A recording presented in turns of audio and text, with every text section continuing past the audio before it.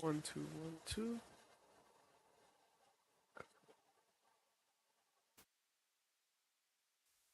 One, two, one, two, one, two. Nice.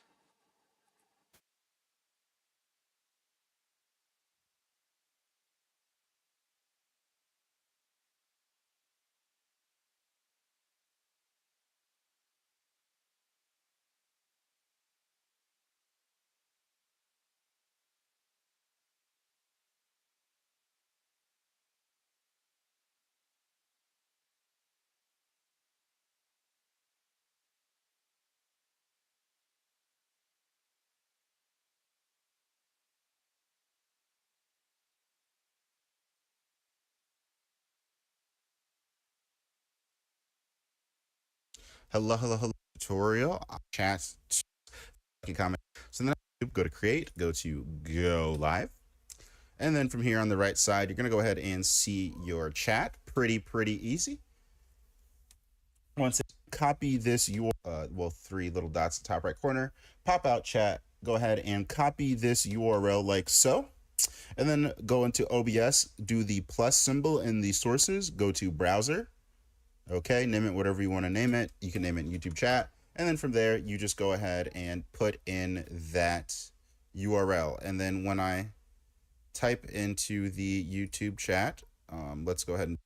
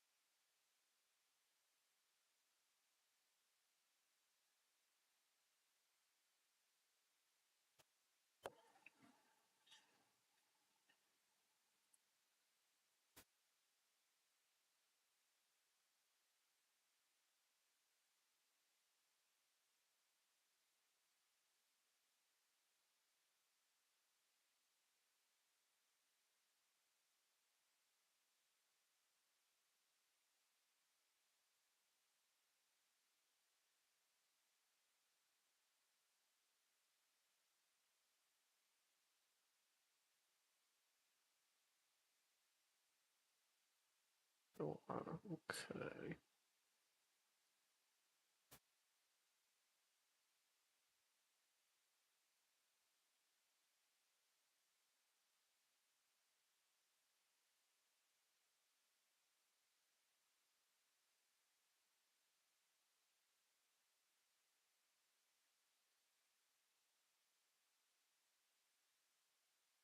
There is a delay. Nice.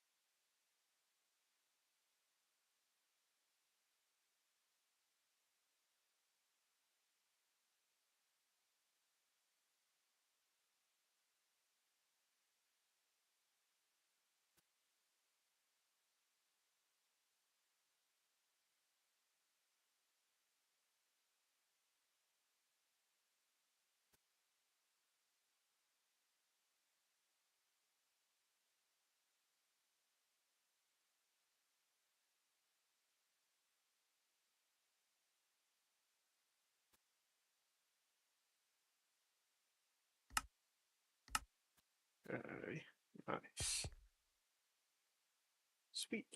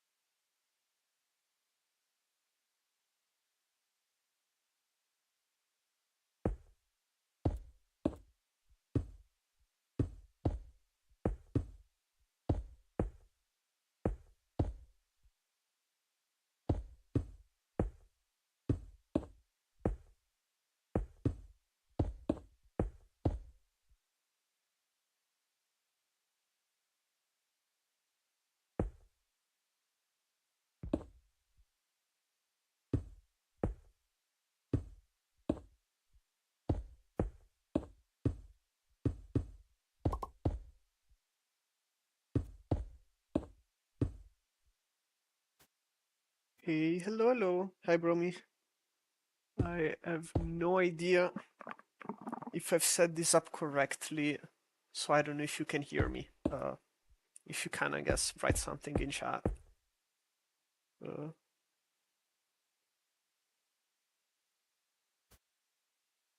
but yeah, I'm basically just building a little bit, vibing on a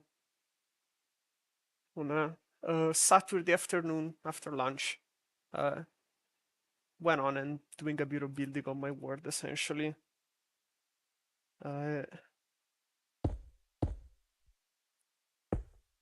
I'm kind of in a bit of a weird phase where I did a lot of skeletons of buildings, and I'm just now catching up to making them pretty uh, before I continue to build more stuff.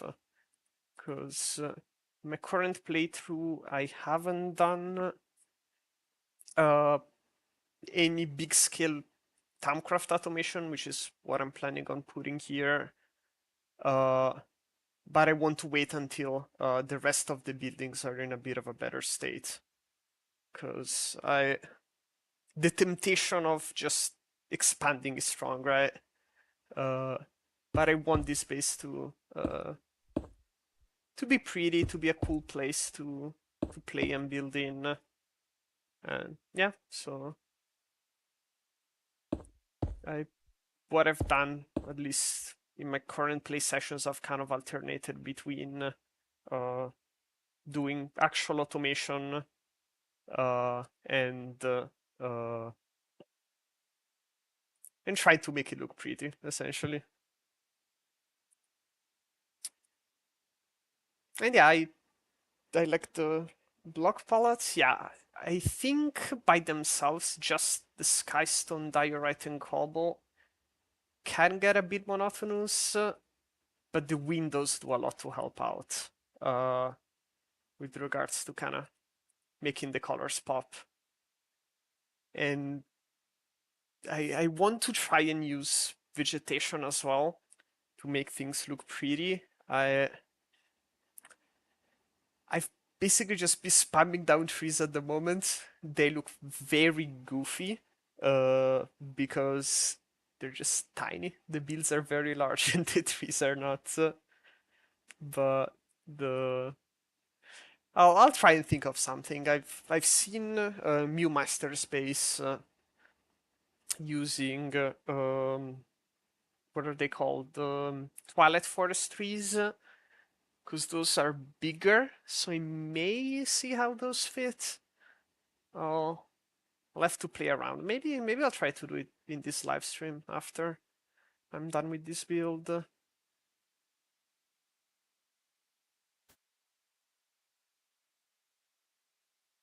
Oh yeah, I did use the randomized build windows in that's the furnace guy house, right? In Gallifrey. Uh, you'll see my structure building style is probably very different than what I'm doing for my ward. Just because the things I can do with structure blocks are a bit more limited to just whatever the lack of size constraints I have on my single player base.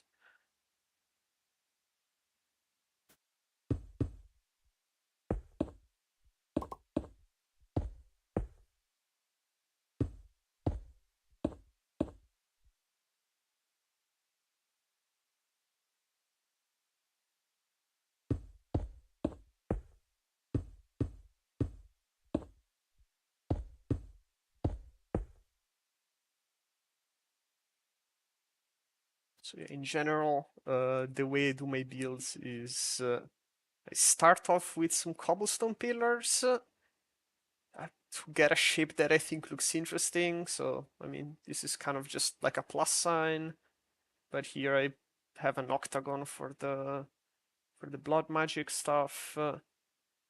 And then I basically connect the dots by filling in the walls, putting doors, and everything else. Uh, For some parts of the base, I've been good with chunk alignment. So the central block here, it's essentially 15 by 15 chunk aligned sections. No. Oh, wait, F3. Yeah, there you go. So you can see the blocks are kind of aligned. For some of these side builds, I haven't been as good. So there are some awkward chunk boundaries. I hope they aren't going to get me later on with like lag or things corrupting.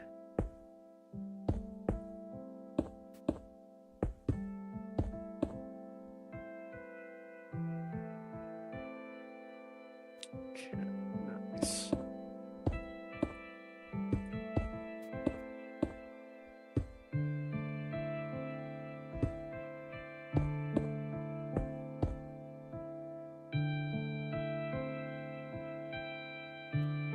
So, okay, where am I in progression? So technically, if you just look at my quest book, which I haven't really been following, I'm early chapter 2, but there is a bunch of stuff that I've done kind of out of order, and I'm basically taken a very long time to build up my infrastructure. So I can give a bit of a tour of the automation side of things. I'm building, as you can see, going for the big controller, which I'll never feel, but I think it looks like a cool base centerpiece. This is the entirety of my auto crafting. That is because I'm basically passiving everything. Give me one sec. The in-game audio is a bit loud. Actually, this is okay. Let me lower the music. Okay. Perfect. So basically all of my automation is passives. So I can go upstairs and show you. Okay. I essentially have these little loops of machines with... I really like to use conduits, but I know that it's bad to share them, so I kind of came up with this method to make it so that I can get away with using conduits and not have to actually wall share them. So I place interfaces at the bottom with whatever I need for those automations. They get piped into drawers, and then in each of these circles, which is 36 machines, I have like conduits at the back to pull from the drawer into the machine, and from the machine into the output drawer, and then have basically storage buses going everywhere through the base. So at the moment, basically the entirety of my infrastructure is passives, because that's how I like to play. I do a couple of quirky things here, again to avoid block sharing. With fluids, it doesn't look the prettiest, so I may redesign these areas. Because, like, as you can see, the beauty is definitely not the primary goal whenever I do stuff inside. But I want at least, like, a bit of symmetry that the industrial looks at least a little bit ordered. And I think, like, with this setup, it looks okay. Oh, and yeah, all the basically the entirety of my power infrastructure is being held together by draconic energy. I'm spamming these crystals pretty much everywhere. Basically, my first passive after I moved into the void base was passiving the lasers for starts. Okay. What about XNet? I like XNet. I am not too comfortable just working within its GUI. So like if I need to do something repeatedly, it is just a personal preference. I like the conduits. I think it's because I've used them so much even before XNet ever existed. Uh, and I know that it's not quite as good for performance, so if need be, I will kind of need to switch anyway. But at the moment, kind of part of the reason for why I try to avoid the block sharing is so that I can hopefully get away with it. But uh, I guess I'll see after I go through a few more chapters if this ends up kicking me in the ass or not. And our conduits, less likely the lasers for fluids. If you mean the actual additions lasers, I assume. Uh, so I believe that the conduits are better, assuming that you don't wall share them. The big plus of the fluid lasers is their throughput. They're way faster. Uh, so, for example, like you have a particular uh, automation or that moves a lot of fluid, or if you just they require, I guess, less babysitting in terms of connections and whatnot. From what I've seen, people haven't had a lot of problems with the fluid lasers, so I think it's okay to use them a lot. I can't tell you on top of my head how they scale though, because I don't think I've ever seen a base that uses thousands and thousands of fluid lasers. For some things, they're definitely useful though, uh, and I'll probably use them for many endgame things. Fluid lasers are great, says Brony, but it feels like a bit clunky for me. Yeah, I can see that. I'm kind of a neat guy. As you can probably see, I like symmetry in my automations, and it drives me crazy whenever I see like lasers not going in like a neat shape. Uh, and part of that is why I don't use the fluid lasers as much. Just because whenever I need to connect them, I just I end up placing them in random places and they don't look as nice. Although if you solely care about efficiency, yeah, I think they're great. Uh, but yeah, actually, I don't think the people that well, okay, Deep and Ships, if you're still here, I think you've seen my base, but I don't think the other people that are here have. I guess I can give a bit of a tour. Let me. I usually don't cheat in my word, but I guess this is okay for now, so that I can give the full tour. Okay, so this is my initial spawn. So I have the very basics. This area is somewhat close to radioactive wasteland. That's like a few chunks that way. So I didn't spend a lot of time here. Although I have, like, this is my initial hut where I had all the very basic things. I tried to keep it as it was, even though all the chests are empty, so that I can kind of get back to it, reminisce a little bit, kind of look at where I started. Yeah, so because of the radiation, I basically periodically went into the unaliving chamber because I didn't have access to golden apples yet. So that was kind of my own way of dealing with radiation very early on. And then after I maybe spent like 10-20 hours in here, essentially up until I got to Project T. Well, no, okay, I probably got to Project T before then. But yeah, the initial time spent in this base was not a lot. And as soon as I got to Project T, I started branching out. The goal here was to expand in a bit of a quote-unquote realistic way.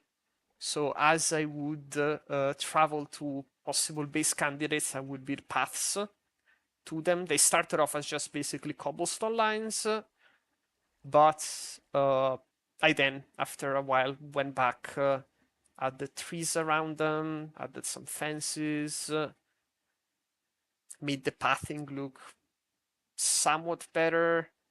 It's still full of torches. I think I want to remove those at some point and have like some nice lanterns. And the goal essentially with this path build is to eventually use it to place all the trophies I get from quests. Because I think it could be cool. Basically have the way to the base be like a little, I guess you run into little towns and those contain the trophies and other mementos. You can see like I've put like dragon skulls and a few other things around. And I'm currently using some areas around the path to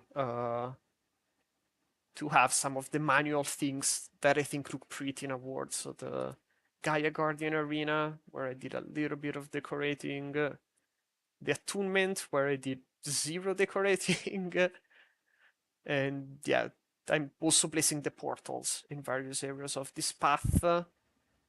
This was my first battle tower.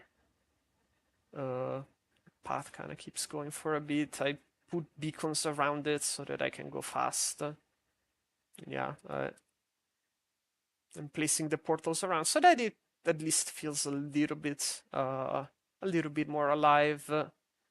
This is where I do a lot of my distraction catalyst rampages. I don't go here basically never now, because I'm in the post-scarcity and EMC void miner era, but I did a lot of mining down there. And I'm generally not a great organic builder, so this was a bit of a challenge to try and make shapes that aren't just straight lines. And I've succeeded in some areas and probably not in some others. And I think it looks okay. I got a couple of caves with a bunch of rupee because I thought it looked cool. Some skystone. And yeah, as we get closer, this is basically the start of my overworld base. I gave myself a bit of a challenge that I had to do all the magic mods manually before unlocking applied energistics. So it was kind of a bit of an excuse to force myself to make builds for all the individual magic mods. So and to have like neat looking places to do the initial things for each magic mod. So there's Botania here. I have my wizard towers where I have my enchantment setup and the electro blob stuff. There is this little building that has the bewitchment altar at the bottom, little bewitchment plant farm, and it used to have bees appear, although now I just left my cold iron setup. This big tower here has the blood altar at the bottom, and couple of astral things. My first wood farm was here, and then up top I have my astral altar. Bit of abyssal craft was done down here. Feels like having a pit to put your altar down felt cool. And these spirals took forever to build. Those were crazy. And this is more or less the main building for the overworld gameplay. Ground floor is mostly empty. I have a couple of blood magic rituals to clear the flux. And then I have my manual infusion setup and the manual Tankcraft stuff down here. Both Astral and Tankcraft I still need to automate, while with the rest they've already kind of moved to the Void World. And this is where the base of operation was. It's basically, so before I did all the building upstairs, this was my Direwolf 9x9 base, where I had like the odd setups, some initial power gen, and a couple of other things. So basically, after completing all the magic mods, I finally moved to the world, to the Void World, and that's kind of currently where I'm situated. As I said, I still need to move Astral and Tankcraft in here, but I want to take my time and finish my current buildings. So this is the blood magic setup, which is unfinished. On the outside, I need to place a lot of slabs. So I'm trying to like give it the same treatment where every column has these slab structures around it. So let me get a sip of water. This is altar number 1, which is used for 2 things. It's both for slate passiving and to keep my blood altar full. So I have a bit of a subnet plus redstone system that essentially switches the functionality of the altar between either charging my blood orb or crafting passive slates depending on the item levels for each slate. So I think I set it to buffer 2000 of each, so it's currently in slate mode, and it just kind of does it passively. While upstairs, I have the auto crafting altar.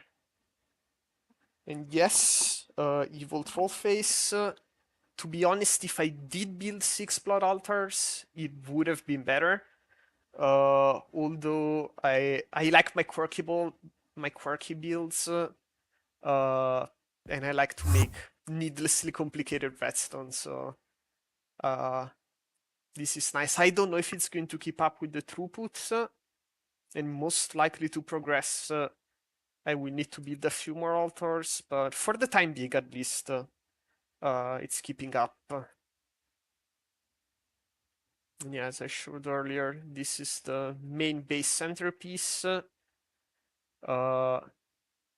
I've seen those vanilla players make their mega bases, and I got inspired by a few Hermitcraft builds to try and make my own.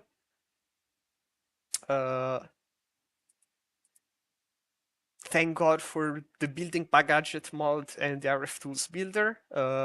Those are super useful if you want to make cool builds. Up top I have my energy setup. My current power infrastructure I can show it consists of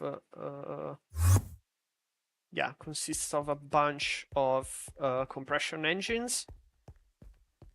I know people don't like them, but I think they're great, and I'm definitely partial, but I think they're very easy to spam, and no, wrong elevator. Yeah, they're very easy to spam, and basically with just a handful of thermal machines, I can run a bunch of them. So at least for the time being, the compression engines are serving me well.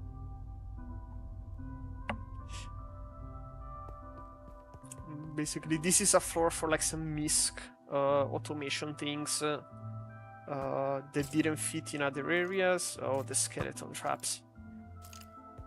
They're annoying. Okay. Then down here I have all of my wood farms and my deep mob learning and a couple of other things. Oh, and that's where I have my hubs for all the quantum tunneling, quantum rings. The way I currently have my applied energistics setup is I made these columns to be plus shaped so that I can fit smart cables through them. So at the bottom, at the controller side, essentially the P2P subnets get inserted into the columns. Then I unpack my P2Ps up here and I send them to all the quantum rings into all the other sections of the base, essentially. And I try to be a little neat, so these are named to kind of remind myself or where they go if I need to disconnect and change things up. I'm pretty proud of this automation on this floor, which is the wood passive. It's basically every single wood anvil recipe on passive with some redstone systems that shuts on and shuts off the various automations depending on levels. I have had a couple of accidents where the automation broke and I had nether star shards end up everywhere, but after a couple of updates it seems to be working fine on its own and requires basically no babysitting, which is nice. Yeah, I did this again, whatever, okay. Yeah, because then you have all the applied energistics passives on the other two floors of the main tower. Here I have my void miner. It's still at tier 4, although I have the materials to upgrade to tier 5. I just forgot to just kind of postponed it. Probably do it eventually. This is something I'm very, very proud of. It's the Botania contraption. It's essentially one very big automation that uses, as you can see, a lot of redstone and I think 4 different A2 subnets to automatically passive everything in Botania using a system that essentially based on the availability of ingredients, how full my drawers are and how high my mana levels are, the system auto reconfigures itself to passive basically everything that's in Botania. It's still not perfect. It has still one failure mode, which you can see here, which the system does not check if I actually have all of the ingredients for... Okay, the rain sound is very loud. I'll just lower everything. Okay. So I still need to implement a system that makes sure that I have all of the ingredients. So sometimes it jumps. Actually, fuck it, let's implement this right now.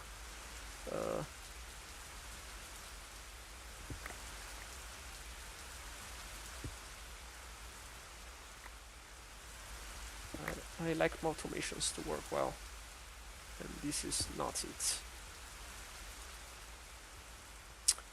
So, okay. Yeah, that elevator doesn't work anymore, so I need to break in. Okay. So I think the way it works is I have at the moment basically signals for checking a bunch of things to make sure. So essentially, if all of these conditions are met for a given sub part of the system. So in this case, it's for the runes.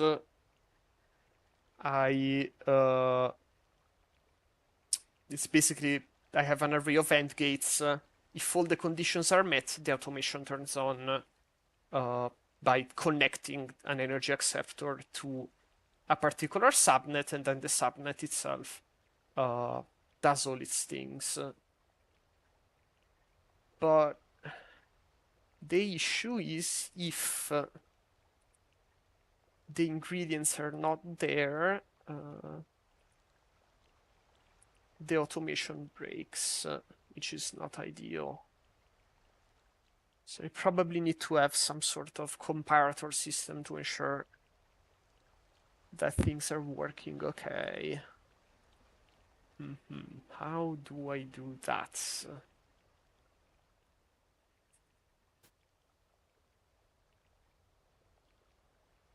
I could just put an interface that monitors things. I don't want to put down a shit ton of level emitters, so I don't think that's a good idea. I've never done like Whetstone logic live in front of people, so I may do some very stupid stuff, but let's see. Let's see if I can come up with a good idea for this automation problem. How many channels do I have for starters? Oh yeah, I need to turn you on. That's okay. So that's 2, 4, 6, 8, 10, 12, 14, 16. Okay. So I can be liberal with my channels if need be. Let's see. Actually, let me see what the failure mode looks like. I can reconnect this redstone, and this should be turning back on. Okay, both of these were jammed, so that's where the problem lies.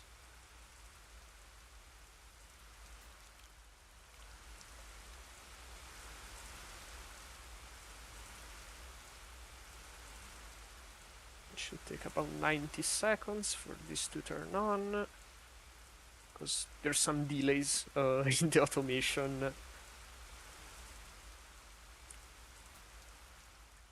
Let's see. Are you on? Yes, you are. Okay. So items should be dropped in a second.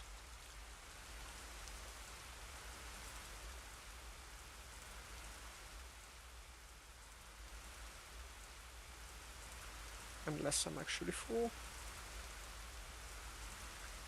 Okay, no. Because yeah, the setup is supposed to turn on if there's less than 100 of each rune. Which at the moment there is, so I should be seeing items show up soon.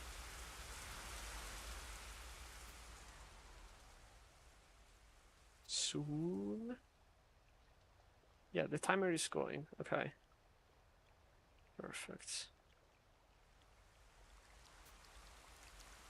Yeah. Oh, I heard it. Time to go through a few repeaters.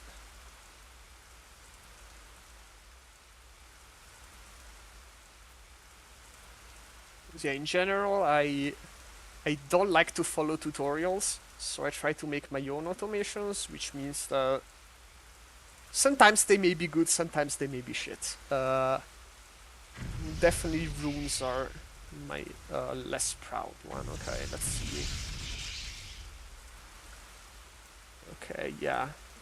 Another weird issue that I have is essentially this system is meant so that the vacuum chest only turns on after uh, the recipe is done.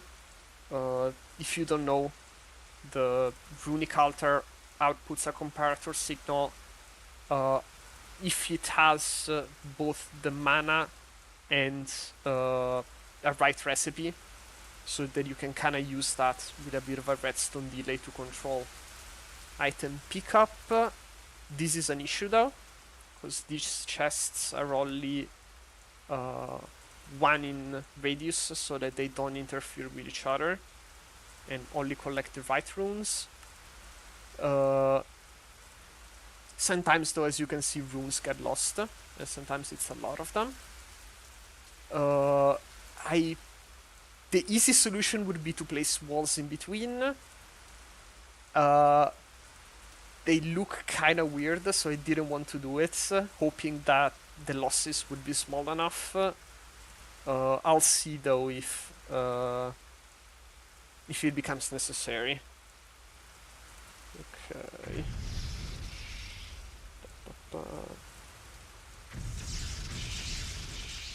Okay. So now it seems to be working okay. I need to see what happens, because uh, one possible reason for why this automation fails is that the the system has basically no way to check if all the ingredients are actually present. So if there was no living rock, for example, you would still start the recipe. That's a possible reason for why it fails. And the other one may be that after a recipe gets done, I can show you. Like, it's possible that a random rune after the recipe gets done is dropped on the altar still, and it's messing up the recipe right after. So that could be a reason for why it's getting jammed.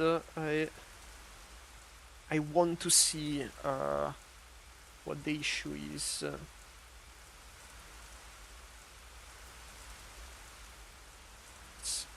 I initially thought maybe it was the missing items, but my buffers are very full. So I don't think that's the issue. So it could be just items being dropped back onto the altar. And I have no idea how I would address that.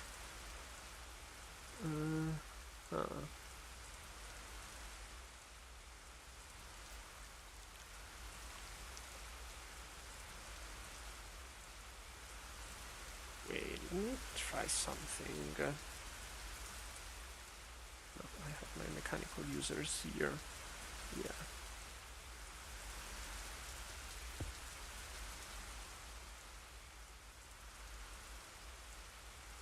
Okay, live redstone is dangerous, but let's see. Let's say I put this guy here.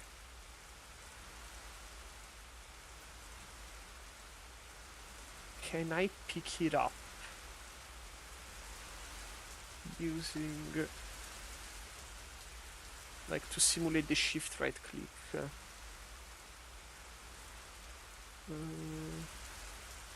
No, right? There's no way to simulate the sneak right click.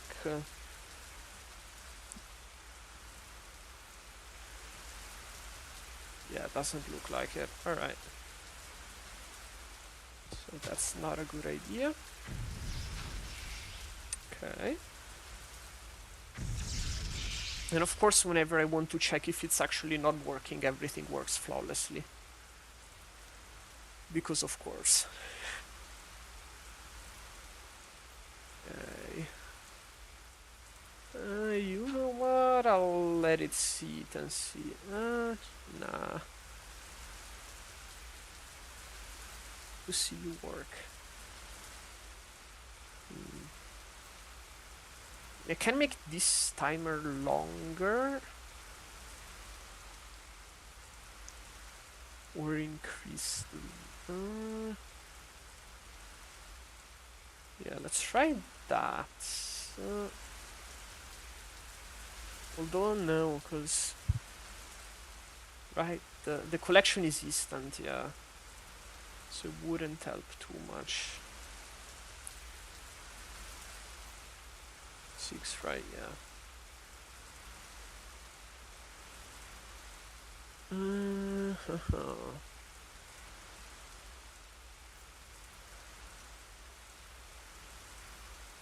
Increase the range.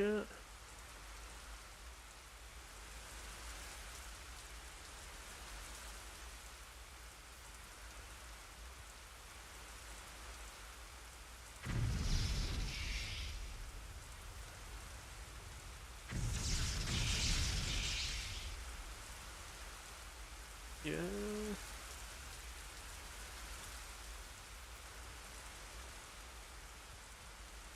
Ah, fuck it. I don't want to spend the next however long in the live stream just staring at this. It's probably not the most entertaining thing to watch. I guess I can back to do a little bit of building and see how things go.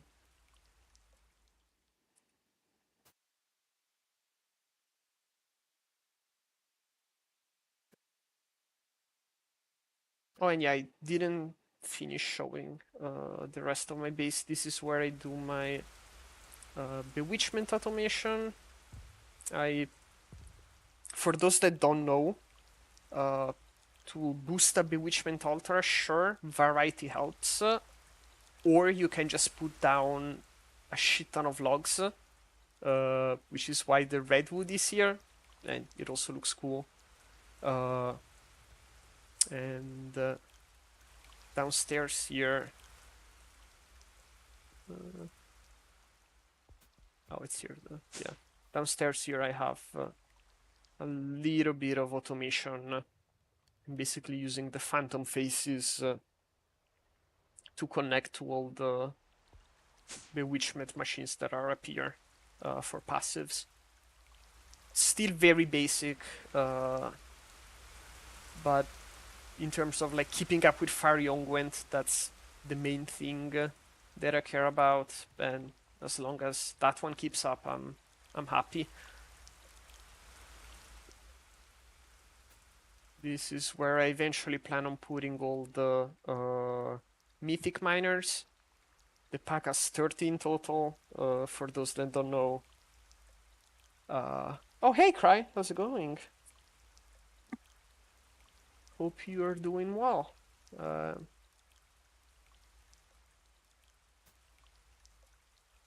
Okay, let's get back to the building I was doing.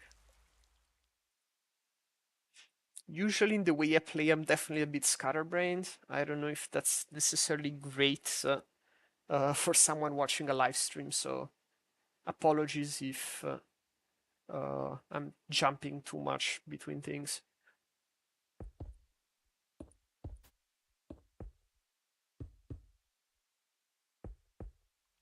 So, with regards to kind of how I try to place my blocks, the rule of thumb I've heard a lot of building YouTuber cite is to never have an area that's larger than 3 by 3 of the same block. So I try to maintain that as a rule of thumb to hopefully make shapes and surfaces a bit less flat. And sometimes it looks good, sometimes it looks less good. That's just kind of how it is. I'm definitely not a perfect builder, but I like doing it, so I'm fine if sometimes things come out less pretty than I want them to.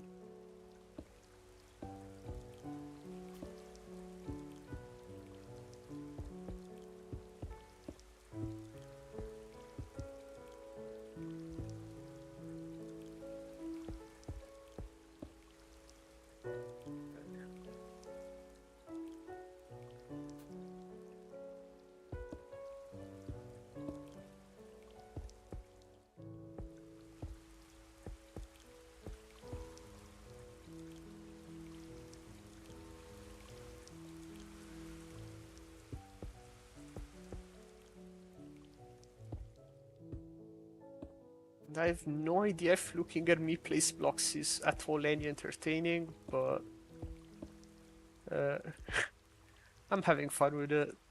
Uh, I was gonna play anyway, so I decided to give the whole live streaming a try to see how it feels.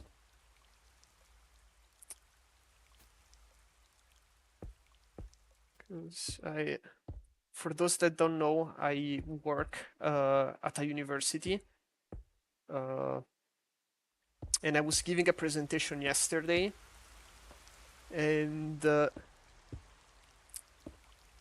while I don't think I'm a terrible public speaker, I'm by no means a great one, and I feel like a lot of it just comes with the ability of like talking and being comfortable just saying stuff. So I thought, yeah, let's try hopping on a live stream and see if I can talk while I'm doing some Minecraft building. See how that goes, see how it feels. Hopefully train a little bit to be entertaining while I speak. Although it's probably a big work in progress, let's say that.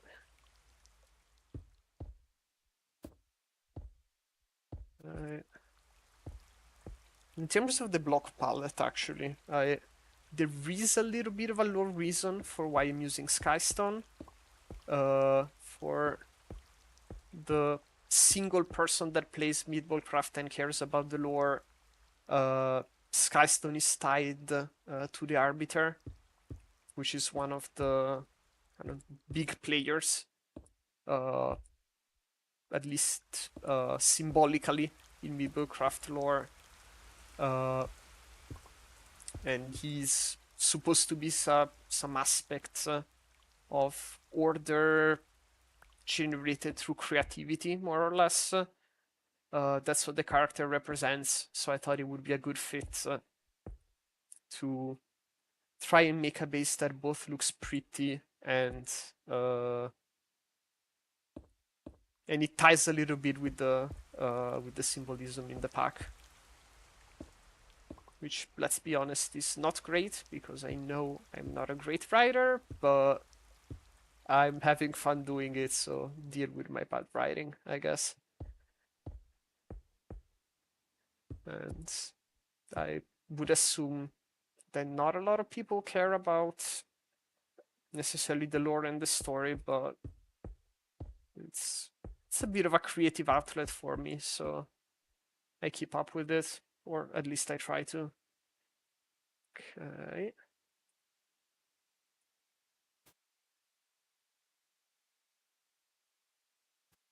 You're right here. This is going for some sort of trim.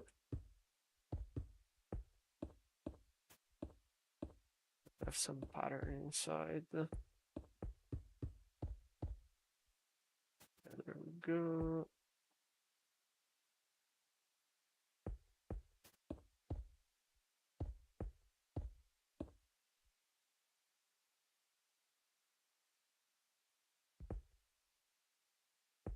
Nothing too fancy, but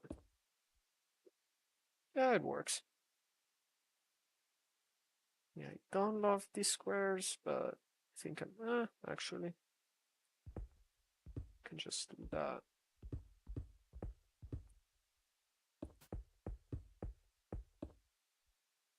Yeah, I like this better. When you work on the mod pack, what part do you enjoy the most? It depends, to be honest.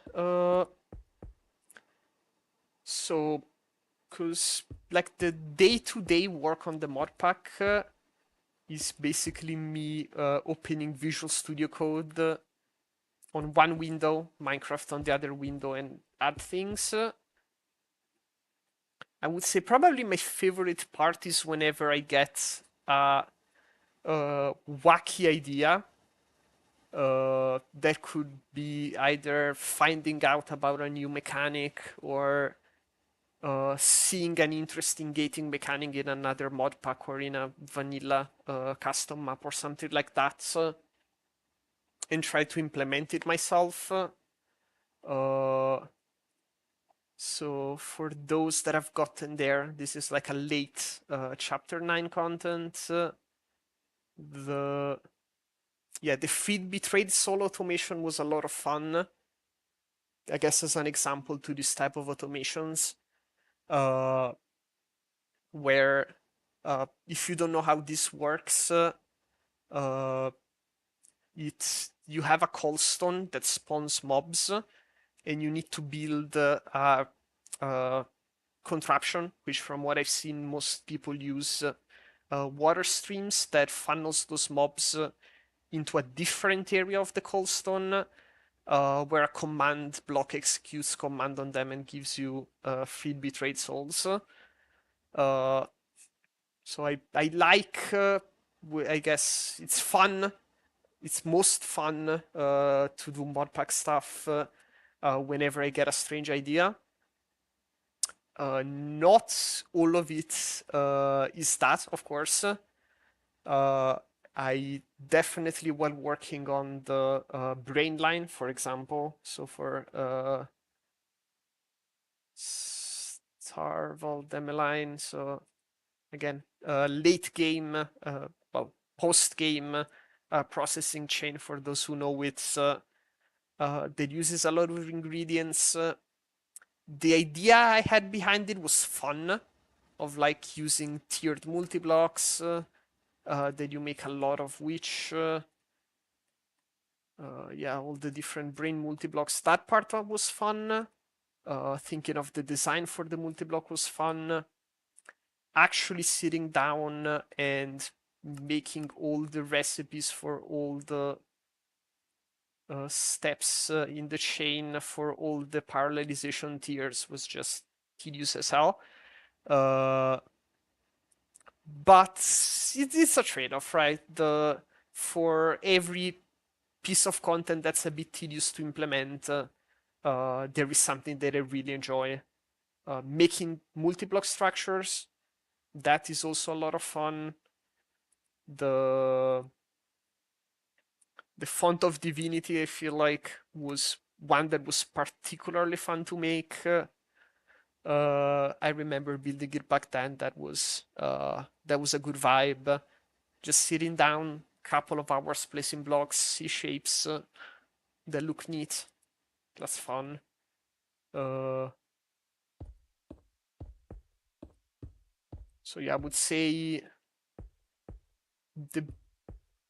the more creative aspects essentially of the pack dev are what's most fun to me. But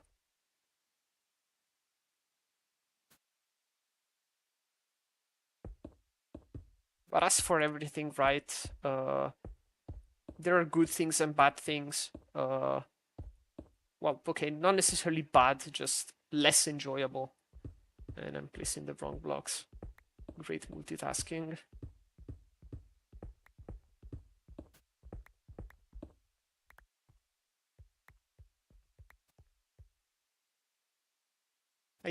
There is something I do miss a little bit in terms of like the things that were very enjoyable about pack making that I don't get as much now is the just chatting with the community.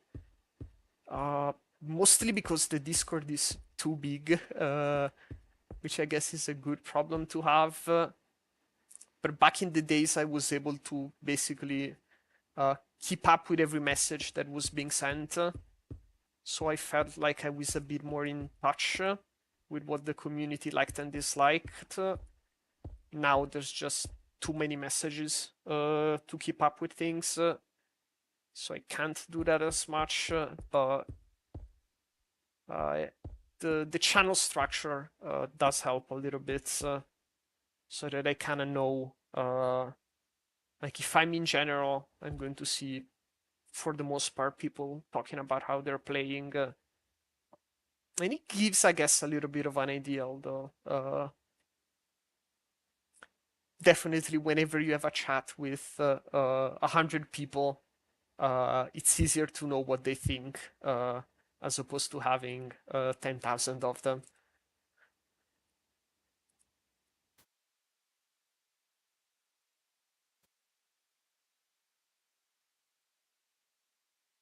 But, let's see. I guess I can do a little bit of roofing. I'll try to recreate a similar pattern to here. Oh, yeah, reading through the suggestion channels seems hard enough as is. Yeah, the that is a reading player suggestions is definitely a bit of work. I keep thinking that I may at some point switch to GitHub for suggestions, although I feel like it's a very impersonal platform. Like it, like as an end user, if you're on GitHub, you don't really get the feeling that you're necessarily going through a meaningful interaction, which I don't love about it. Uh, which is why I'm trying to resist against it. Uh, although, and if you have posted in any of the suggestions channels, you'll see they're definitely quite messy. But I'll try. I'm trying to make it work because I feel like having a chat where other people can wait in easily, where you don't need to open a specific ticket, follow specific formatting rules.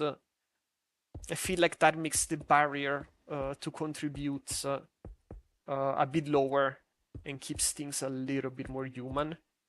Uh, although the trade-off there is that it's messy and yeah, the messiness isn't always easy to deal with. I've definitely gotten my fair share of annoyance from random posts that make very little sense.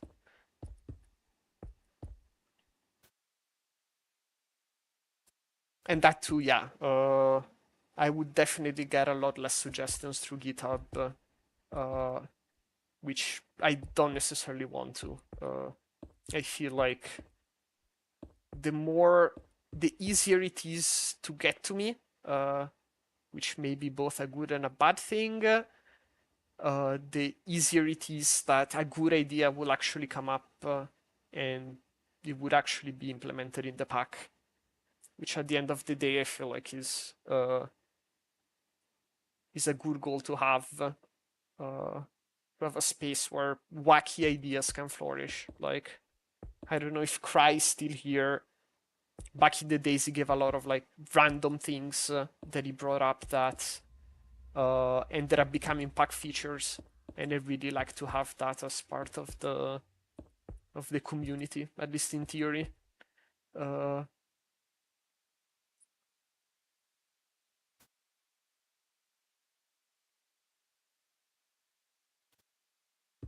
very nice.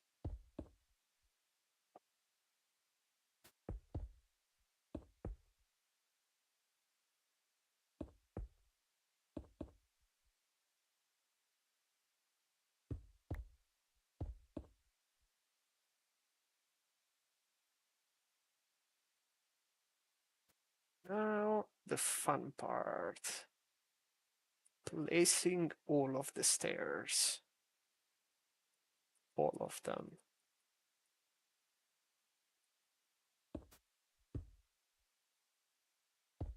No.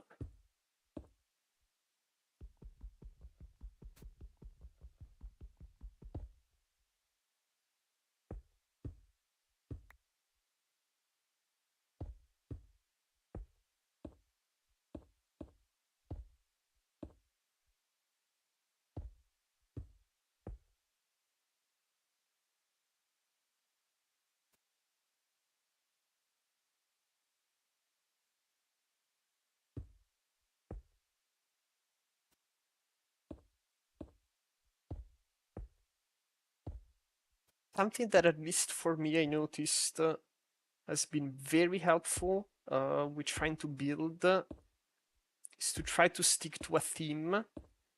I'm definitely not the best at variety when it comes to builds, but that also means that if I have kind of a consistent architectural style, once I figure out, let's say, how to do a roof once, which may take some time, after that, it's easy to do it over and over and over because it's basically the same style of roof, just repeated somewhere else.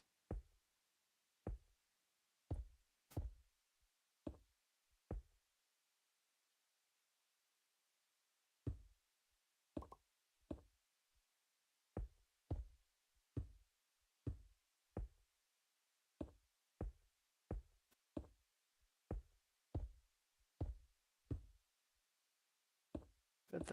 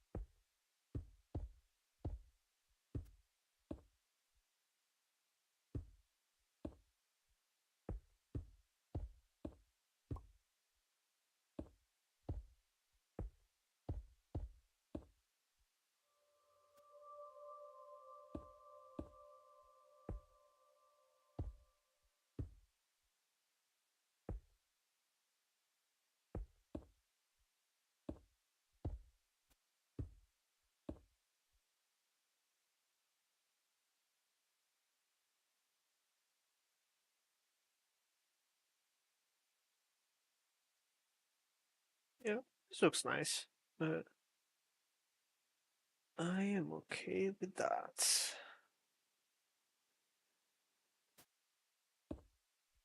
No.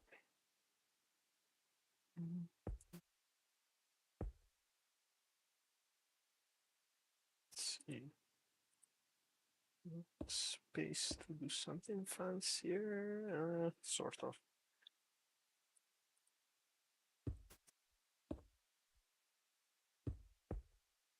Something like this.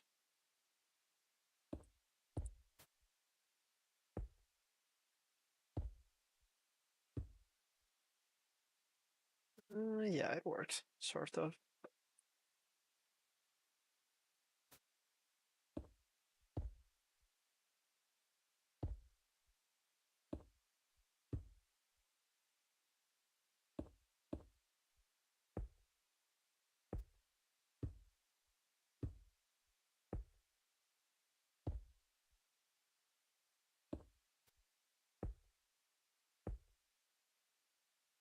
Nice.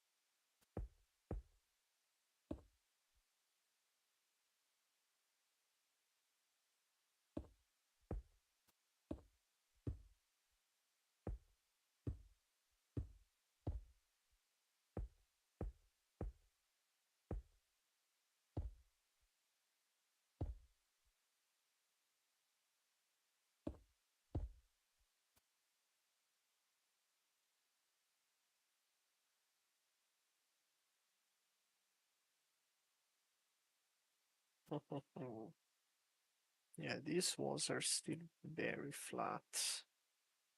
I think we can add protrusions to them. Let's see. Yeah, something like those.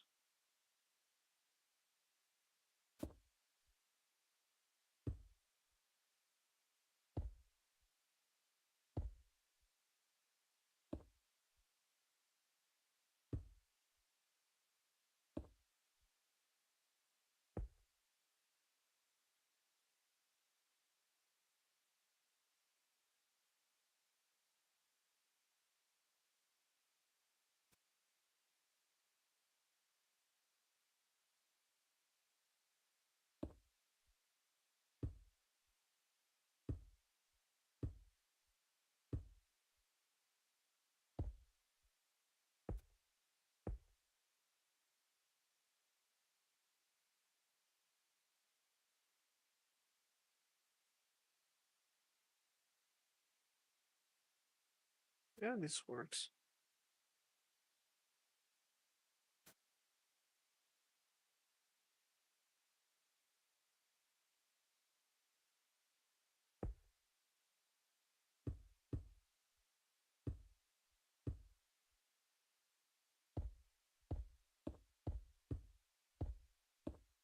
Oh, no, no, no.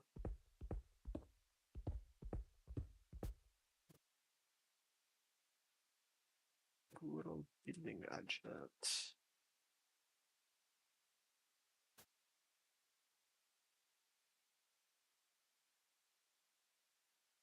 Nice.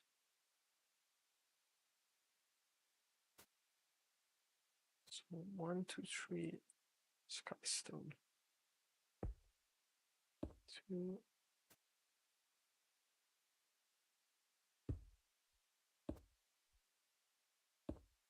Skystone.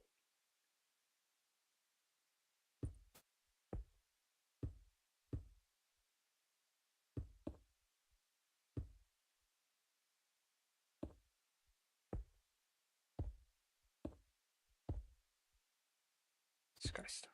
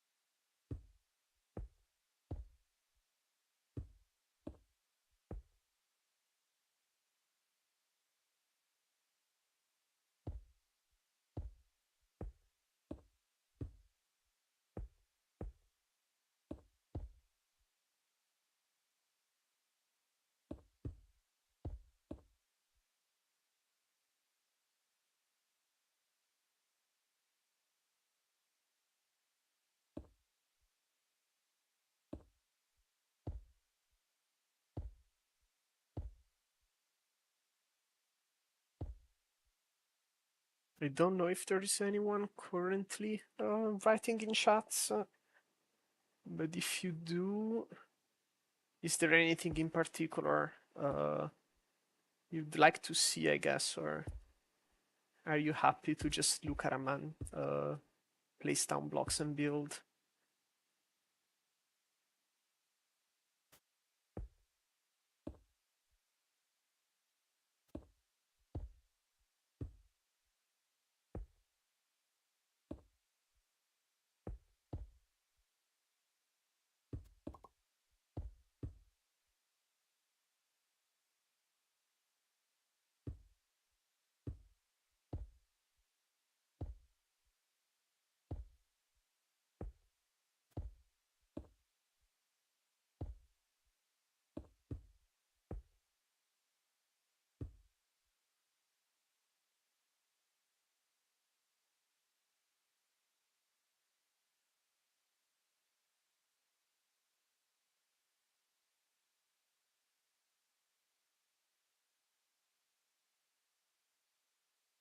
Oh, okay, nice. Yeah.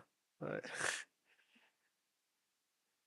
I'm happy to just chill watching you. I'm focusing on what I'm automating right now anyways. Perfect. Okay. Sweet. Mm.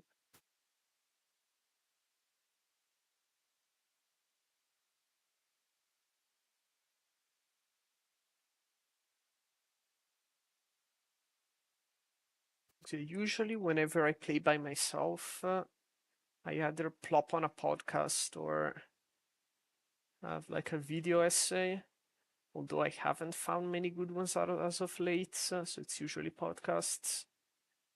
Uh, I don't know if my voice necessarily is good as background noise for playing, but yeah. Okay.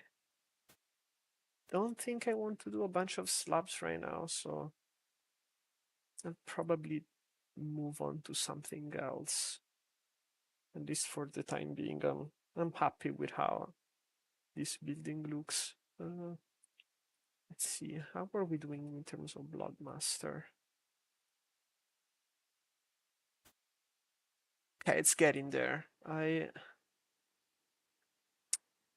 I made the capital sin of turning off my overworld Cursed farm a bit too early. So now I'm compensating with Killing Chamber, which seems to have a problem. Okay, you should not be here. Uh,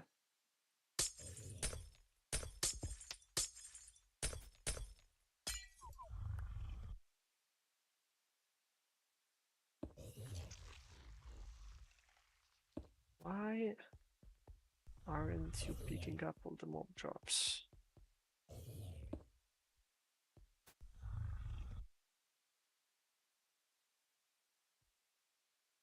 What did I fuck up now?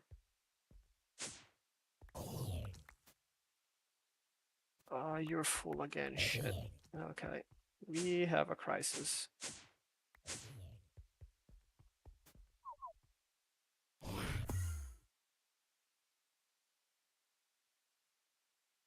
And a crisis, which is here. Okay. Freaking ender chest filtering.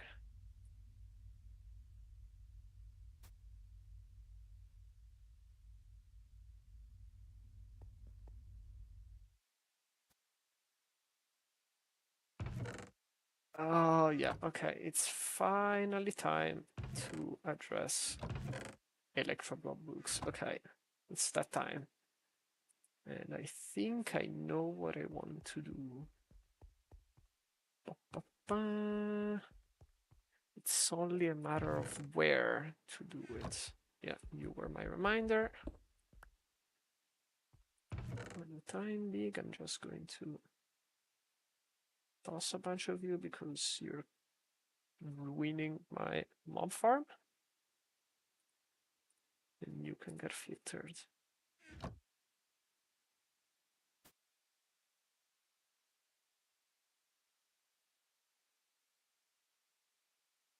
Okay. So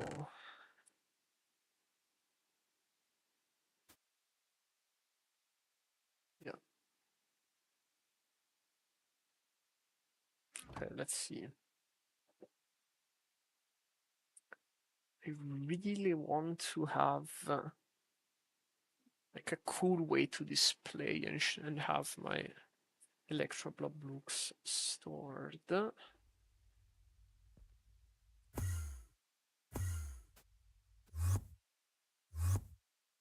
Let's see.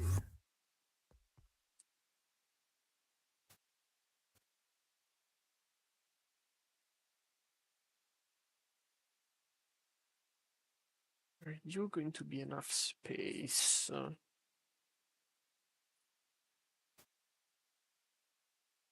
Possibly. Because there are 8 different types of spells. And how many tiers? And 4 tiers.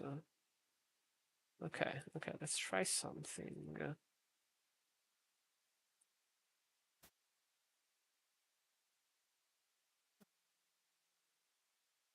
Oh no, these walls are too thin. Okay, I cannot do this here. Cleanly, at least. Okay. So somewhere else.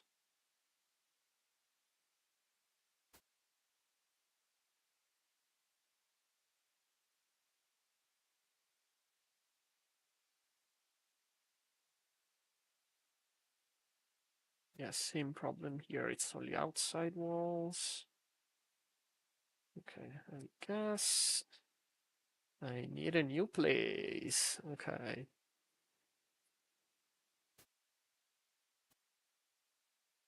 So where do I Electroblob? Yeah, crop farm. Throwing exceptions.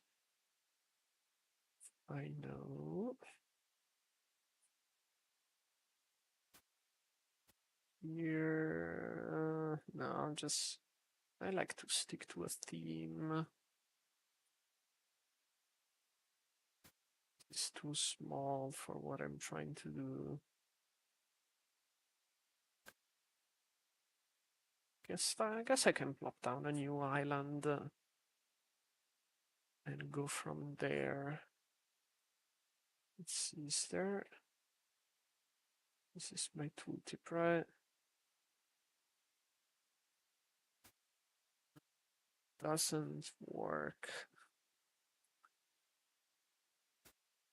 I don't know how many books are there in total. Yeah, that's a lot. So let's see, napkin math. 6, 7, 8, 9, 10, 2, 3, 4, 5, 9, 10, 11, 12, 13. So that's 130. 6, 7, that's 200, 203. And 243, 251, 271, 280, 284 books. Okay, so 280 divided by 4 is 70, so that's 70 double drawers if I want to be super efficient. More, probably about 100 if I want to divide them by level and spell type. Okay, that's doable. That's reasonable. I think I know what to do. Let's see.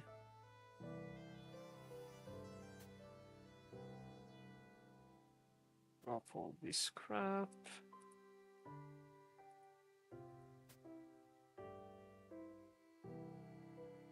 Necessarily need you here.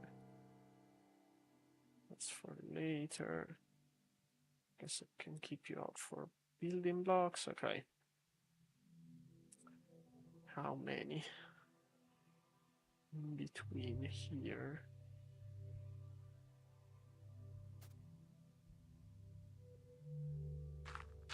2, 3, 4, 5, 6, 7, 9, 10, 11, 12, 13, 14. Okay, 14 blocks diagonally.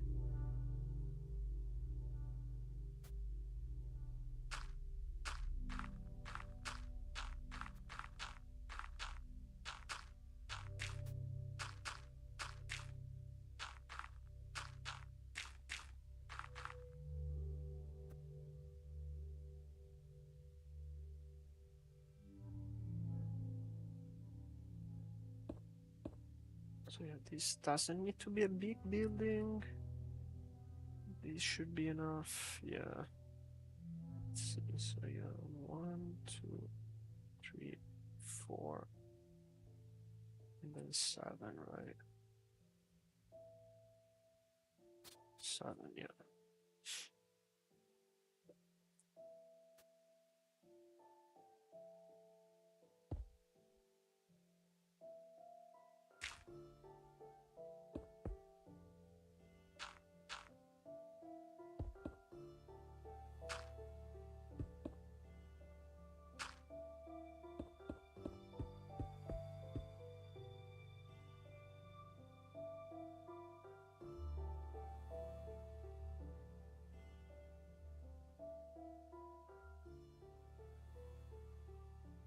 Yeah, that's correct.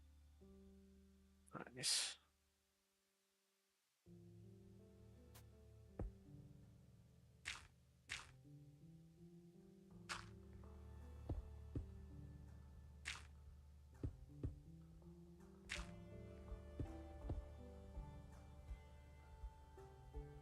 Oh no, wrong way.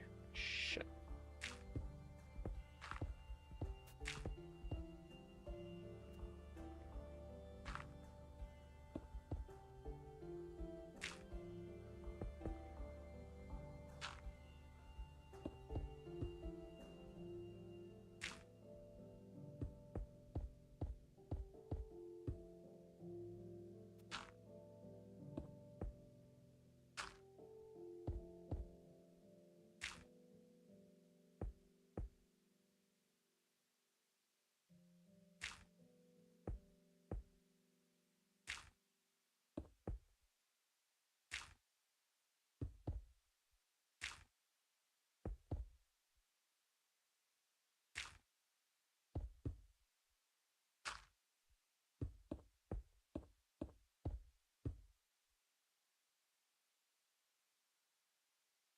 Is 7, right? Yes. 1, 2, 3, 4, 5, 6, 7. Yeah. Perfect.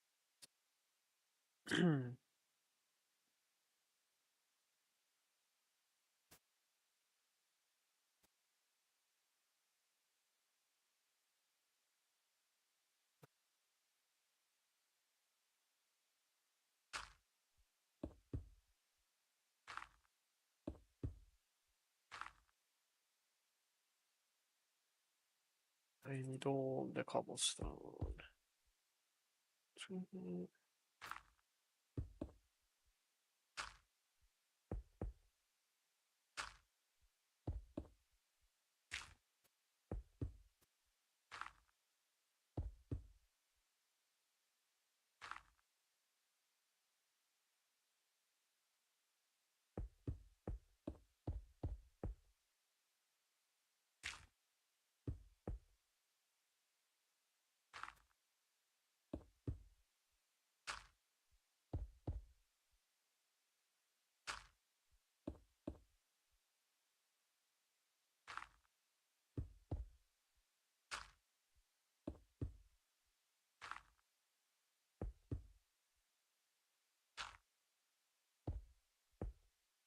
And here we go.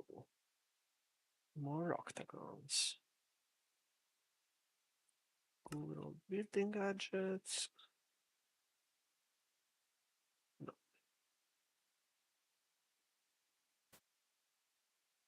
that's surface moon.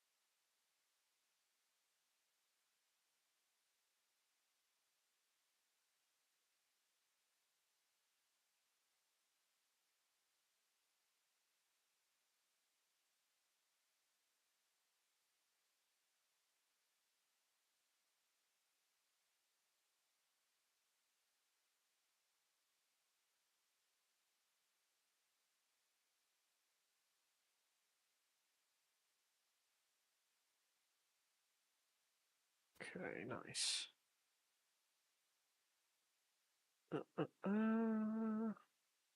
Okay.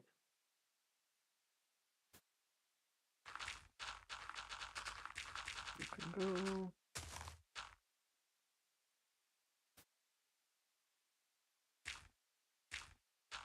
Okay, it turned into grass. No, let's wait. Because it's easier to place dirt than grass. Okay. Find the center.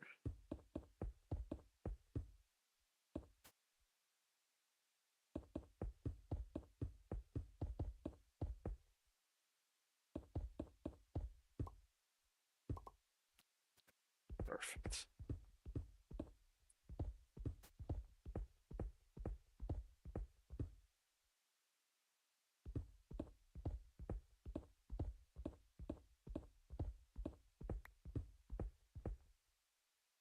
So little wizardly place. Let's see.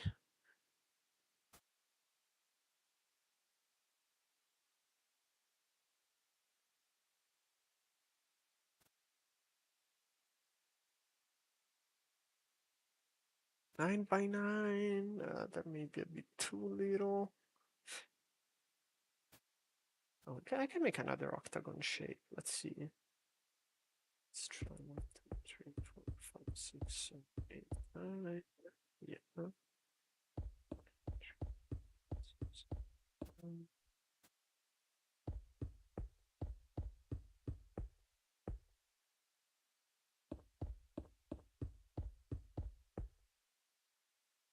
And 2, 3, 4, 5.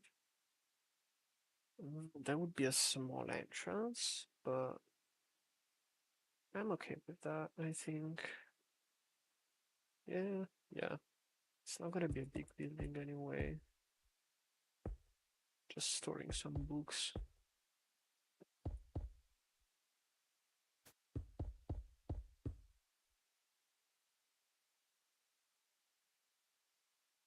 And get the other type of cobblestone. Make some pillars. Oh, wait.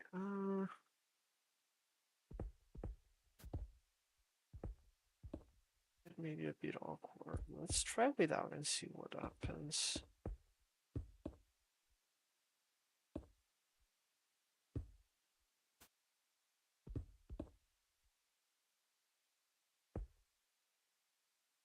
And a 3 by 3 like this.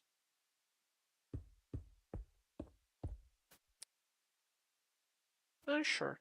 It's nice and cozy. I'm okay with this, I think.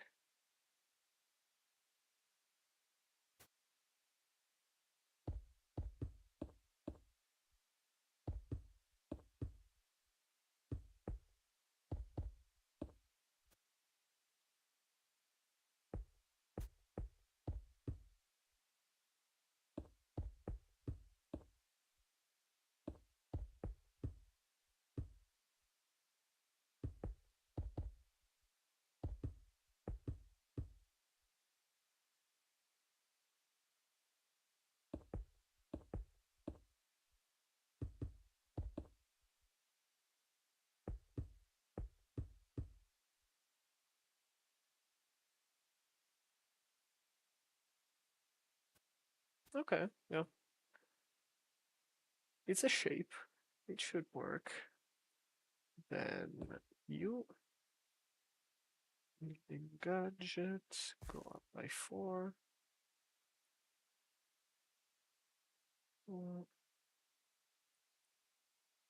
So there's space for all the wiring.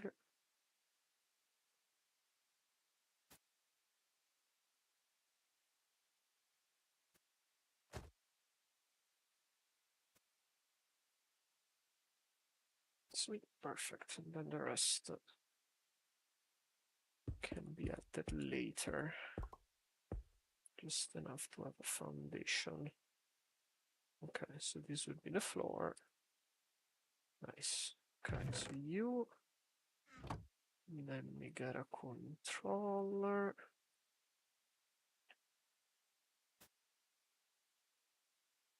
Electron blob subnets. You know what? I'm gonna splurge because I have all of the controllers.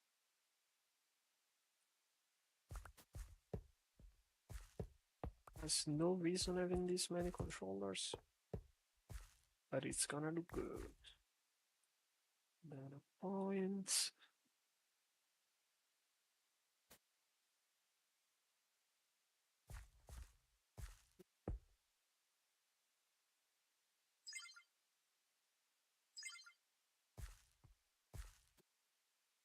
Interface.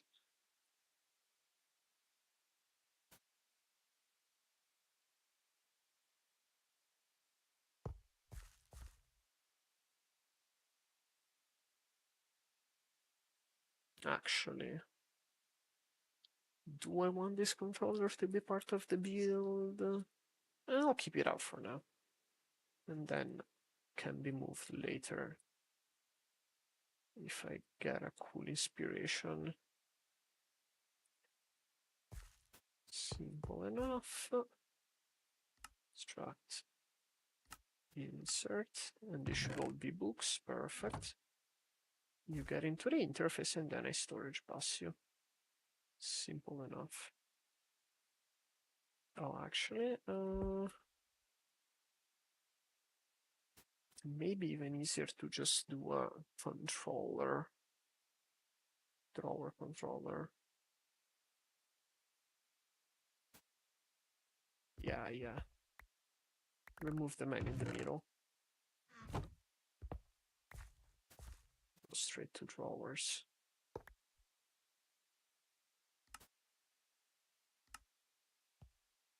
Are you connecting?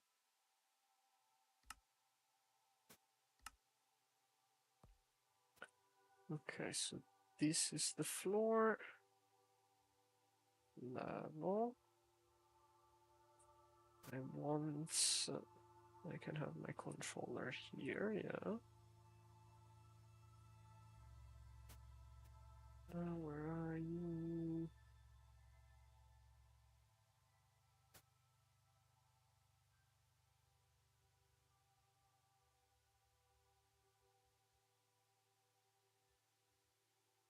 And I can storage Bassi on the side, yeah. And I can have some trim go up.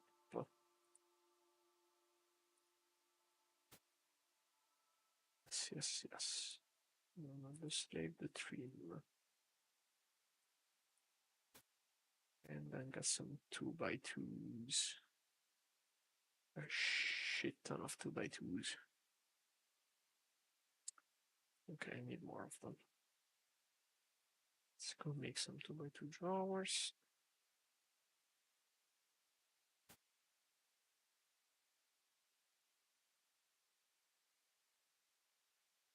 3 stacks, yeah. Speedy bro, no.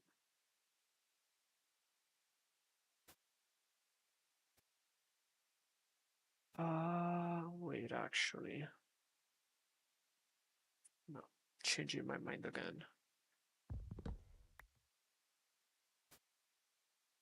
Yeah, let's do the man in the middle and smaller drawer walls.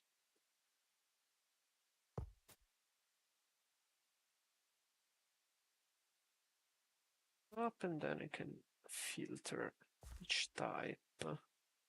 Yes, yes, yes. I like that better.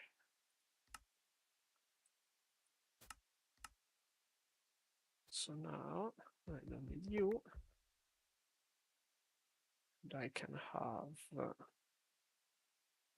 8 drawer walls for the 8 spell types, each with 4 tiers. Yes, okay, I like that. So, okay, this should make for a cool build. Right.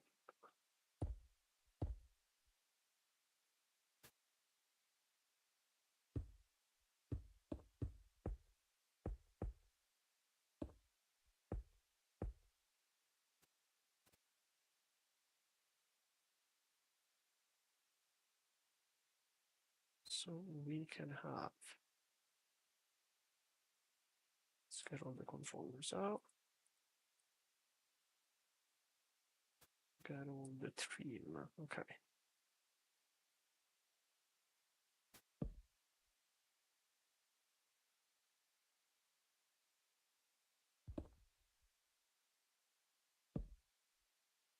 Two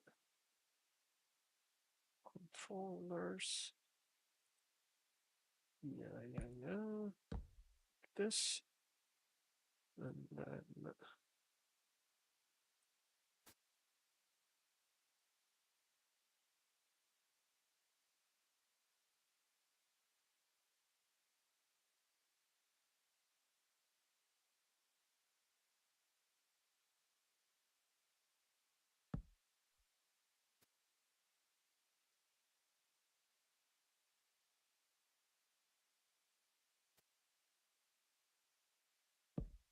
2x2 trim by 2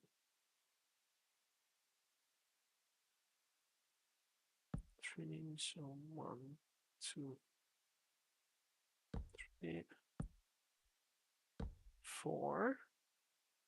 So then I get 12 books per magic level per magic type. I think it should be enough. Let's see. So we have 280, right? 280, yes. Times 8 times 4, 384. Yeah, that's a lot of redundancy. Perfect. This works.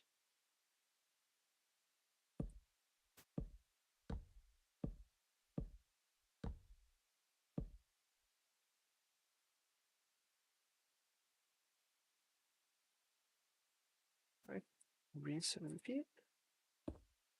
And we are going to be able to store every single book.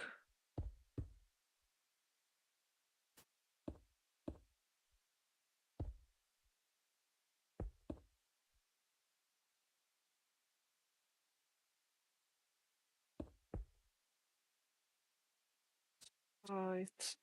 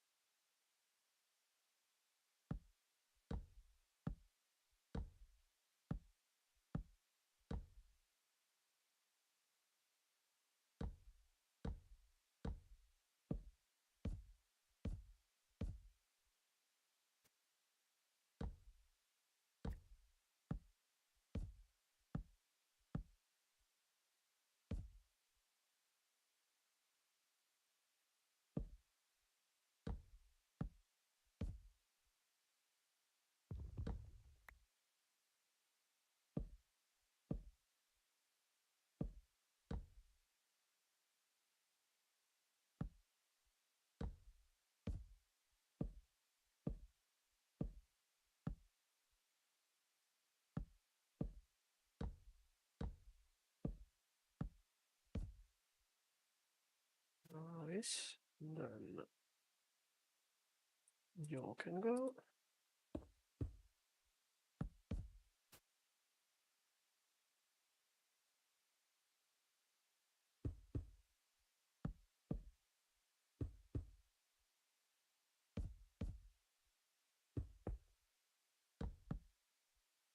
And be decorated nicely.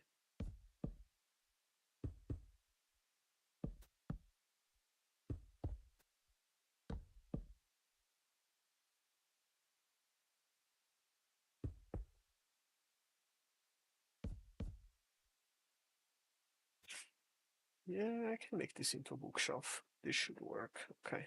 Nice. Then simple enough. Get some smart cables.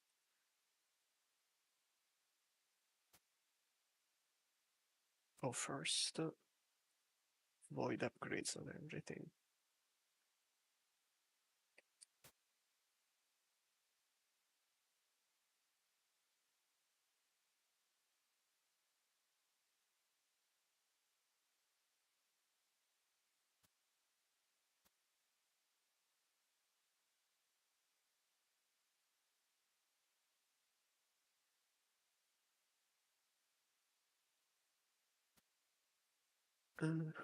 So it's 8.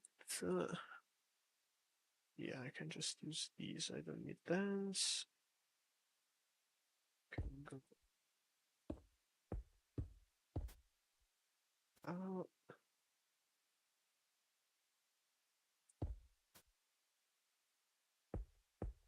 Maybe then I can make space above for main nets if I want to expose them.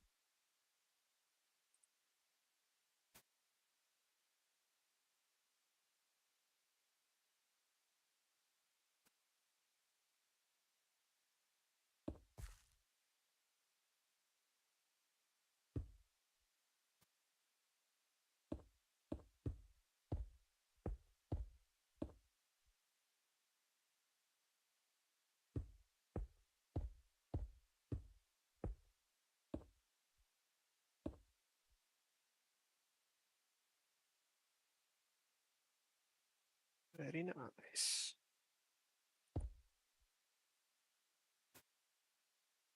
Perfect. So start color coding. We got fire. Ice and fire definitely go next to each other. See if I have enough crystals.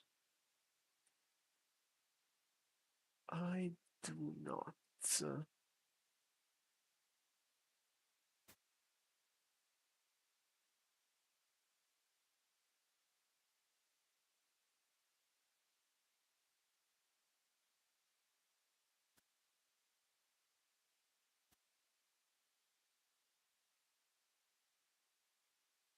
I'll make blocks of them.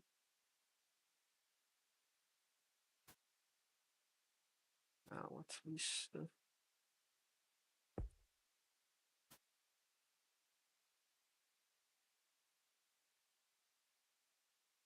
when you're advanced, what are the tiers?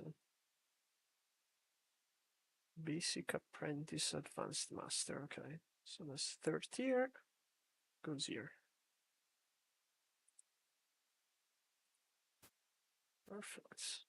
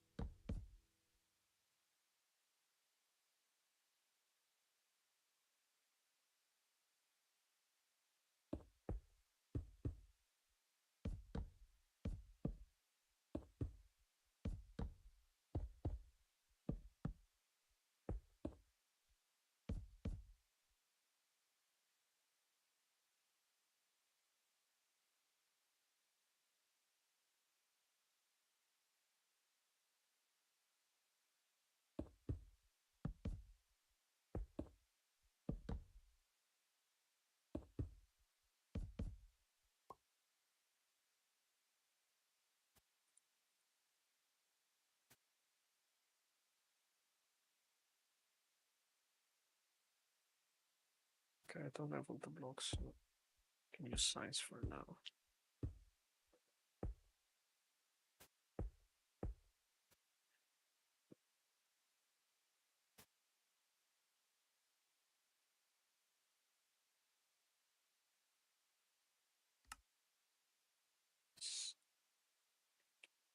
Lightning.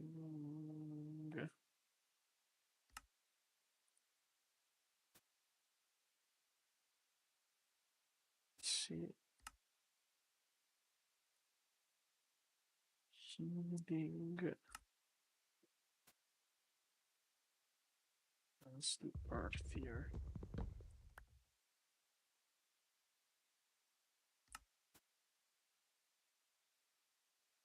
Good necromancy.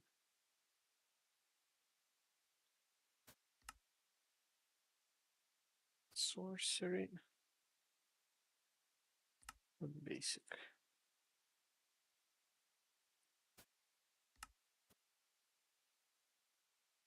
It's just another sorting.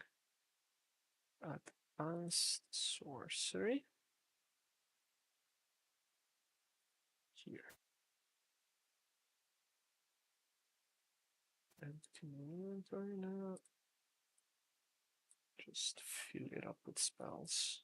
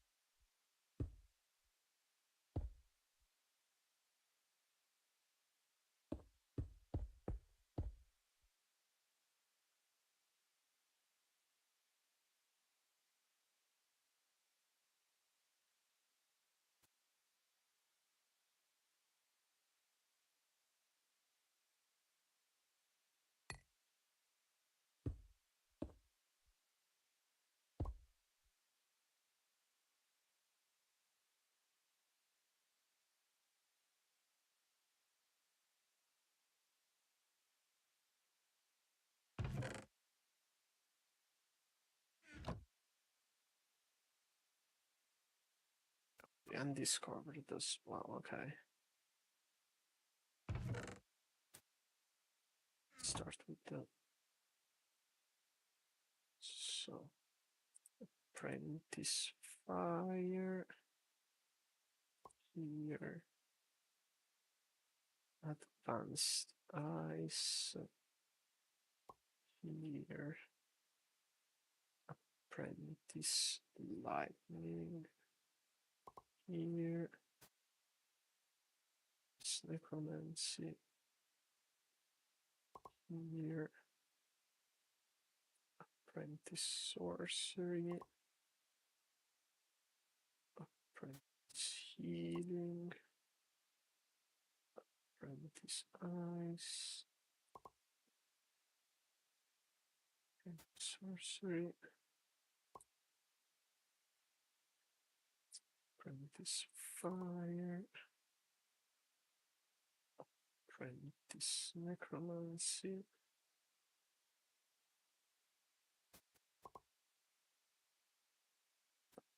Novice necromancy.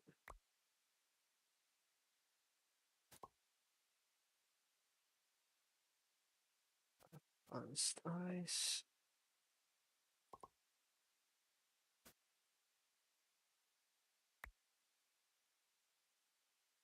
Sorcery novice.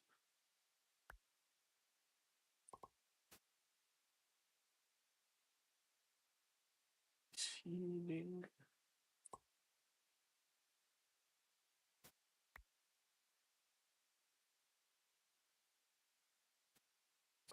Fire.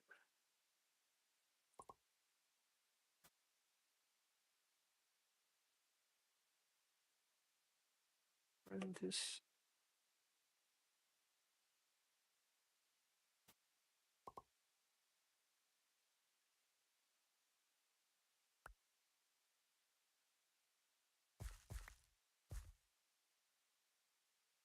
Source. Oh no, that's Earth. Okay. Novice.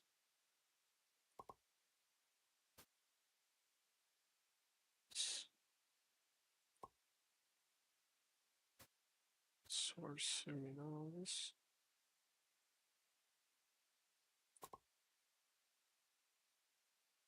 Novice.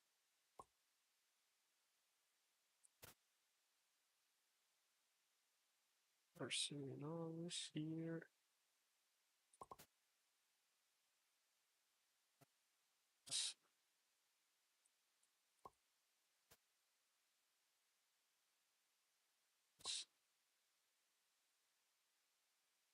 Lightning novice.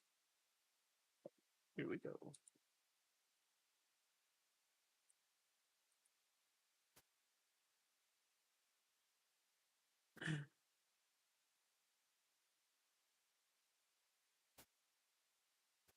sorcery. That's nice. Slowly but surely getting them all.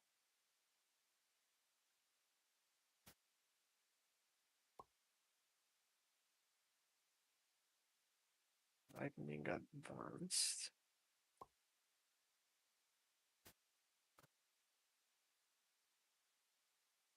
This one, no. Healing apprentice.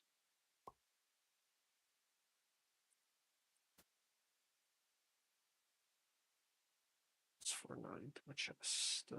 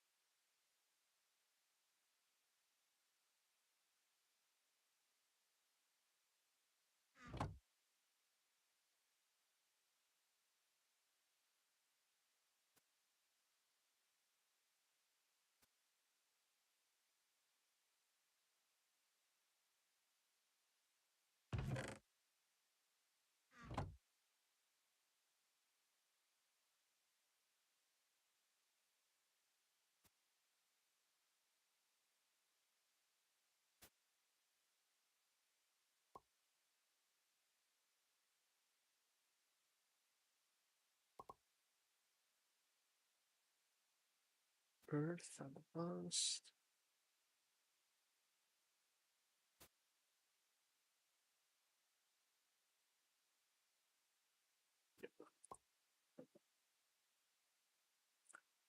Earth apprentice.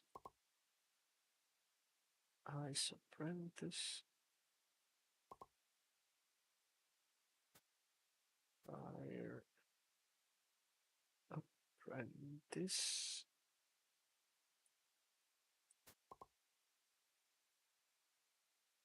Ice apprentice. Ice novice.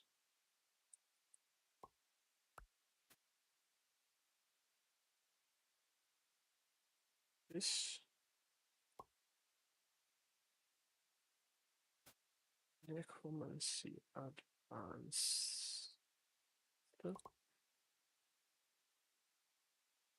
Necromancy apprentice.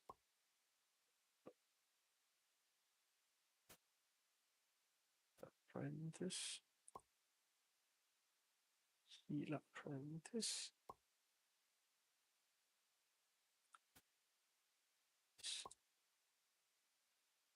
Necromancy apprentice. Heal novice. Sorcery novice.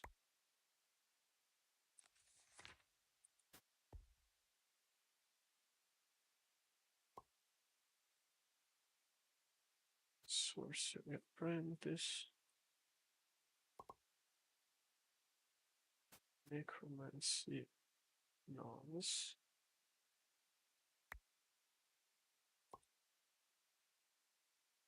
Advanced sorcery. Novice earth.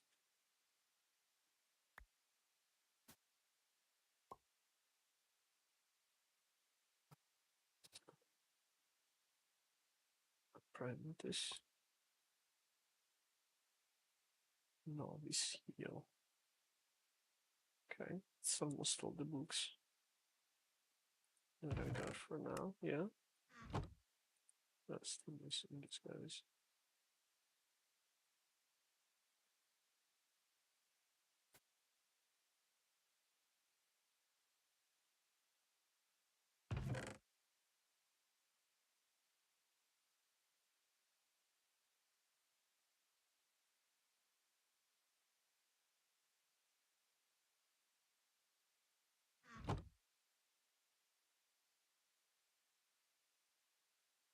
Necromancy novice. Sorcery apprentice. Necromancy Apprentice. Fire Advanced. Fire Apprentice. Necromancy Apprentice. Fire Advanced. Fire Novice. Lightning Apprentice. Look at that. Lightning Novice. Earth Novice. Here we go.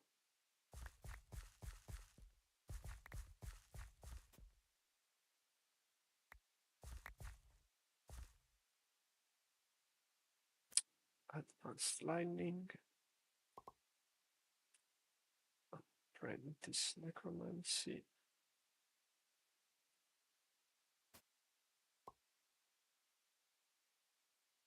Check Missile, I really have you.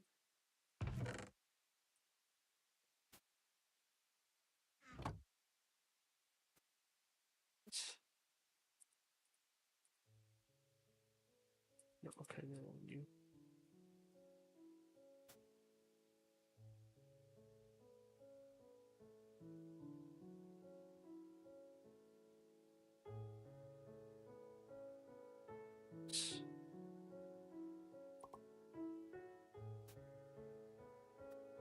Apprentice. Lightning Apprentice. Earth Novice.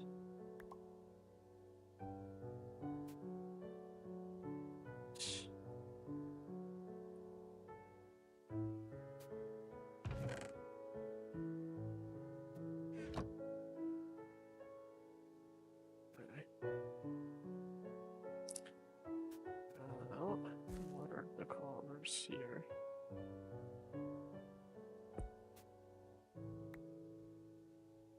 Cyan, light blue, cyan. Okay.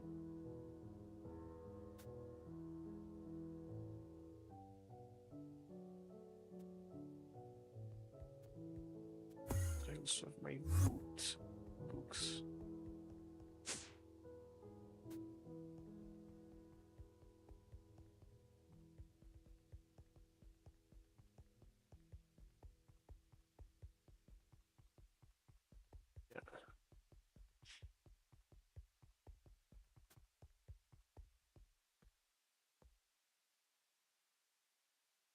Holy shit.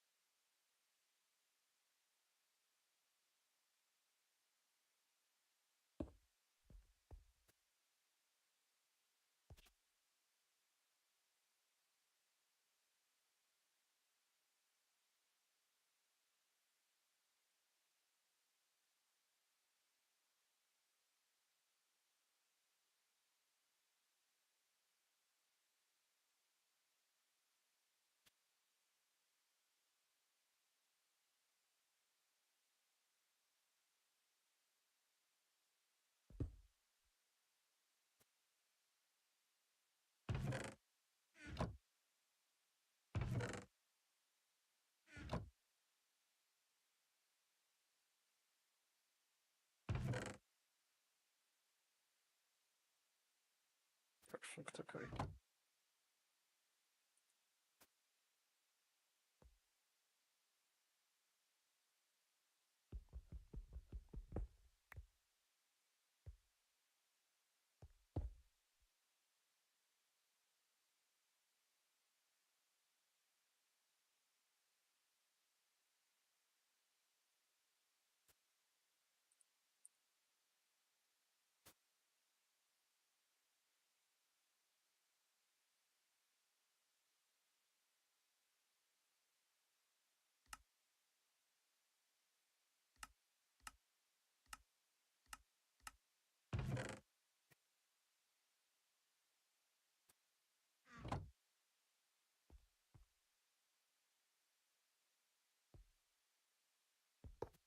you out and use an export bus. Yeah.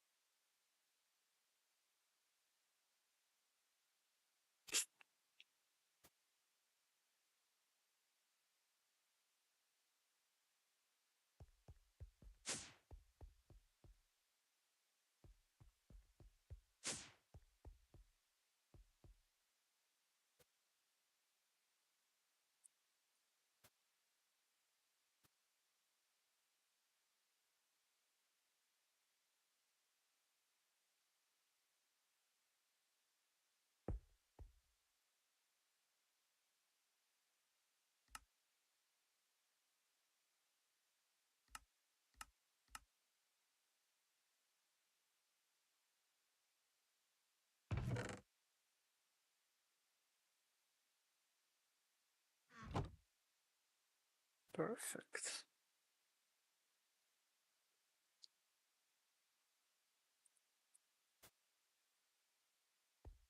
Out here. Slow anything out? No.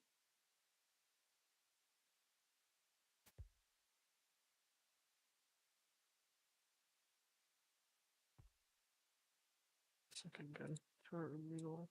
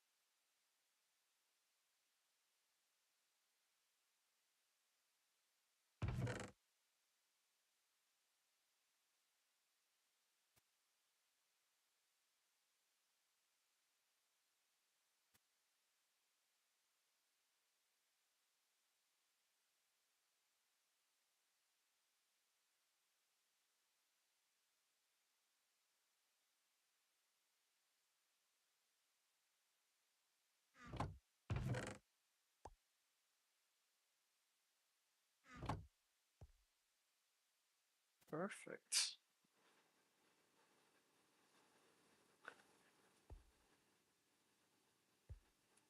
And this, the electrical book issue is solved.